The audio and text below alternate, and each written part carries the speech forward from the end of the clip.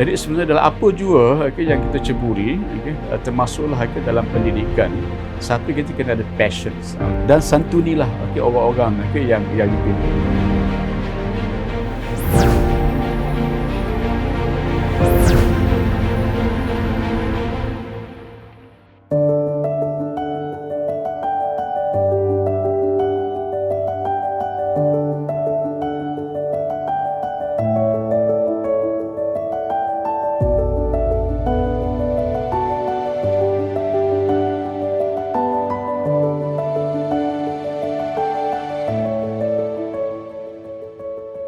Bismillahirrahmanirrahim. Assalamualaikum warahmatullahi wabarakatuh.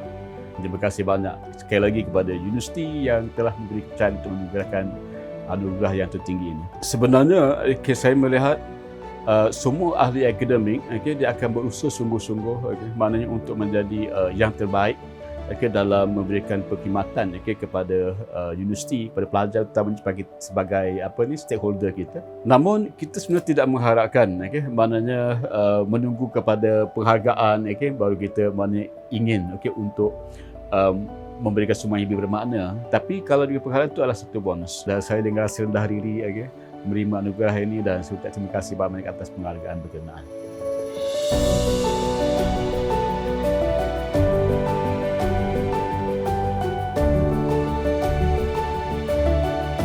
Jadi macam sebagai seorang ahli akademik, seorang ahli pensyarah, tanggungjawabnya adalah agak banyak. Tapi di samping tugas untuk mendidik pelajar-pelajar di universiti, kita juga ada tanggungjawab untuk membuat penyelidikan, untuk kita menerbit hasil penyelidikan kita itu supaya dimanfaatkan untuk orang ramai.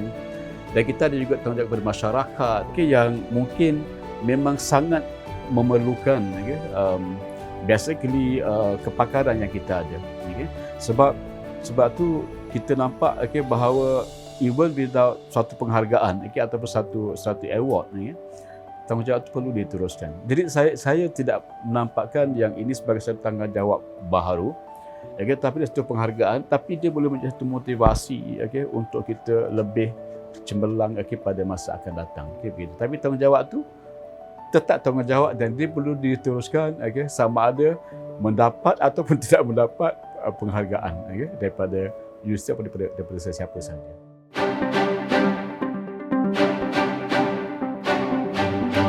Saya tidak meminati sebenarnya pada peringkat awal dalam bidang pendidikan di universiti ini. Saya tidak minat menjadi pensyarah. Bila menjadi pensyarah itu adalah kerana keadaan yang mendorong saya untuk menjadi seorang pensyarah. Kerana masa itu adalah recession. Saya dulu masa belajar di UKM untuk ijazah pertama, saya ditajuk oleh Petronas. Saya membayangkan saya habis je saya akan memakkan kerja Petronas. Dan saya pun tidak minta kerja. Dan masa itu ditakdirkan recession dan Petronas dia tidak dapat mengambil scholars dia pada waktu itu. Jadi saya yang masih mempunyai adik-beradik yang masih ramai bersekolah. Jadi saya kata mungkin tiba masanya untuk saya memilih kerja lain dan saya tidak dapat kebenaran dari Petronas. Jadi saya dapat kerja sebagai pensyarah. Saya cuba menunjuk diri saya bahawa Musa inilah kerja yang you ada, buatlah bersungguh-sungguh dan cubalah faham kerja ni. Jadi saya cuba faham apa itu pensyarah, apa itu kuasa media, apa itu profesor. Saya gali maklumat ini dan saya cuba faham tanya dengan pensyarah yang pernah mengajar saya dulu dan akhirnya saya minat benda ni. Jadi kadang-kadang benda yang you tak minat tu kerana you tidak dapat information yang cukup mengenai perkara berkenaan. Dan saya thankful sangat-sangat menjadi pensyarah. Jadi daripada situ kita boleh minat. Bila dah minat itu, datang apa pun cabaran, you akan boleh mengatasi dengan baik.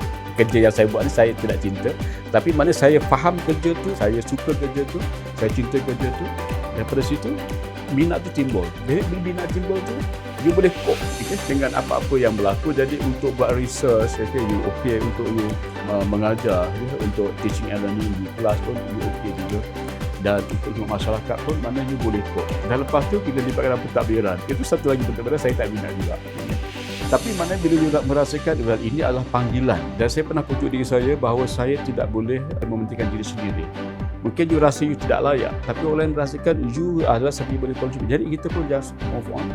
Dan sejak itulah mungkin saya terlibat dalam pentadbiran dan sebenarnya dia menagih masa yang agak lama.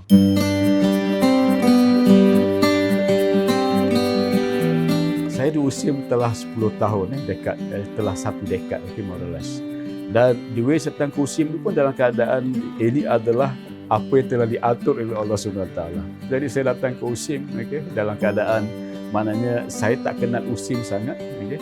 And again, proses itu bermula. Macam mana saya tidak minat dengan kerja sebagai pensyarah, saya kena jatuh cinta dengan kerja pensyarah itu. Saya kena cari gali banyak maklumat. Itu juga dengan USIM. Masa di USIM, saya masih ingat lagi pada hari pertama, hari kedua begitu, di USIM saya telah minta untuk GPPF bawa saya tour the whole campus. Dan saya cuba faham falsafah dia. Memahami falsafah USIM itulah menjadikan saya jatuh cinta. Sebab saya sebenarnya agak terasa kosong bila mengajar chemistry, merupakan science student, dan saya tak nampak chemistry itu berupaya untuk menjadikan saya sebagai seorang orang yang soleh. Maknanya kontribusi daripada knowledge itu, saya tak nampak bila saya mengajar ni. Aku mengajar kimia, betul. Adakah dengan mengajar kimia ini bertambah soleh? Jawapannya macam tak aja, macam tu. Jadi saya macam tu cari-cari. Hinggalah Allah temukan saya dengan satu kumpulan dipanggil sebagai Sains Tauhidik dekat UPM tu. Bila dengan Sains Tauhidik ni, saya nampak jalan. Macam mana saya boleh kaitkan chemistry tu dengan aspek agama. Bila saya masukkan, saya kata dengan nulis kimia yang saya ada ni, dan bila kita gabungkan dengan beberapa ayat Quran dan juga hadis bagi Rasulullah SAW, saya kata dengan cara ini saya rasa saya lebih dekat. Mana ilmu ni dapat bawa saya dekat kepada Allah SWT. Dan bila saya datang ke USIM, bila tahu falsafah USIM, Masya Allah.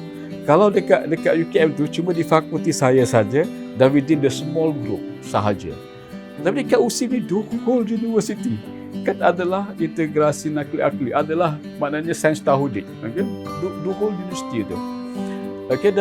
Dan saya bila saya faham falsafah dia bila tengok macam mana kampus ini dibangunkan kenapa macam pusat sukan tu dibuat di sebelah kanan tidak di sebelah kiri, tidak di tengah-tengah And then bila naik ke bangun chancellery tu juga akan nampak, bila naik yang tu juga akan nampak bentuk dia punya tu macam bentuk hati And then bila you tengok pakai drone daripada atas, you akan nampak yang tu hati kecil. And then bila you pergi besar, you akan nampak satu lagi jalan yang besar yang lalu belakang dekat masjid tu. Itu hati yang besar. Dan you combine dua-dua tu, dia akan jadi macam rahim ibu And then bila you pakai drone tu ni atas lagi, you akan nampak macam ada ekor daripada rahim ibu tadi tu. Dia macam kepala, dia akan ada ekor sampai dekat FST.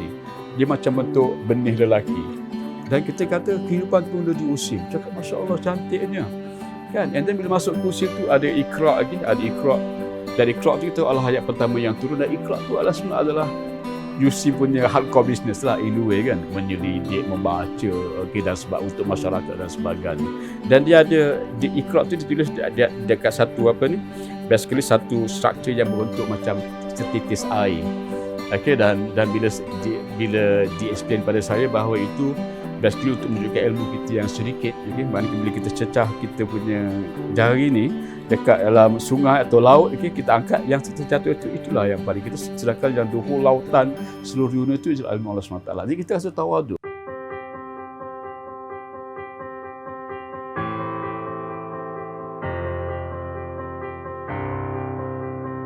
Jadi sebenarnya dalam apa jua yang kita ceburi, termasuklah dalam pendidikan ni, satu kita kena ada passion. Jadi passion adalah sangat penting. Passion ataupun minat lah, dia sangat penting benda ni. Dan apatah lagi kalau you bekerja di sebuah universiti Islam, universiti nakli akli yang you tahu setiap patah perkataan yang keluar dari mulut you, yang you ajar you punya student itu akan menjadi ilmu yang you share dengan pelajar. Dan itu bukan akan menjadi ilmu yang akan dipergunakan oleh mereka, dan itu adalah menjadi kita punya saham dekat akhirat. Dan sekali satu lagi adalah aspek tawaduk pada saya. Regardless how big your jawatan is, tak kira you know orang besar mana, you naik chancellor ke, telah naik chancellor ke. So be humble with your jawatan. So be humble, tawaduk dengan whatever lah kedudukan yang you ada. Dan santunilah orang-orang yang you pimpin. Santuni pelajar-pelajar, mahasiswa kita. Santuni mungkin kita punya rakan-rakan pensyarah, santuni mungkin staf dekat pejabat am dan sebagainya. Sebab dengan Dengan cara itu, kita akan lebih tawaduk. Kita akan menjadi mungkin sort of macam idola untuk mereka, ataupun ikutan untuk mereka. Maknanya you bukan seorang profesor yang sangat berjaya dalam bidang you, and then you down to earth dengan ilmu yang you ada. That sometimes you are very passionate with your work, with your job. Jadi pada saya itu adalah mungkin antara aspek yang perlu adalah untuk dalam you punya kerjaya ni dengan motivasi yang tinggi.